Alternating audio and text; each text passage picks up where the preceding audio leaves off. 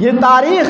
اپنی پرکوں کی تاریخ، اپنے آبا و اجداد کی تاریخ، اپنے ماضی کے روشن تاریخ کو، اتہاس کو اگر ہم یاد نہیں رکھیں گے تو یاد رکھیے اس بات کو کہ آنے والی نسلیں انہیں کچھ بھی معلوم نہ ہوگا اور ہماری تاریخ کو مٹا دی جائے گی اور ہمارا اتہاس کو مٹا دیا جائے گا۔ اور آج ایسا ماحول پیدا ہو گیا ہے، موجودہ دور کا جائزہ لیں، آپ کو معلوم ہوگا ایسا لگتا ہے کہ ہمارے ہندوستان میں مسلمانوں نے کچھ قربانیاں ہی نہیں دی، ایسا لگتا ہے کہ مسلمان یہاں اس ملک میں مسلمانوں نے کچھ ہی نہیں کیا، جبکہ تاریخ پڑھیں گے، مطالعہ کریں گے تو معلوم ہوگا یہاں کے مسلمانوں نے اس ملک کے لیے کیا قربانیاں دی۔ یہاں کے مسلمانوں کو ستایا گیا، یہاں کے مسلمانوں کو تڑپایا گیا، یہاں کے مسلمانوں سے مال و جائیداد چھینی گئی، لیکن پیچھے نہیں ہٹے بلکہ یہ کہتے ہوئے آگے بڑھ گئے، سرفروشی کی تمنا اب ہمارے دل میں ہے، سرفروشی کی تمنا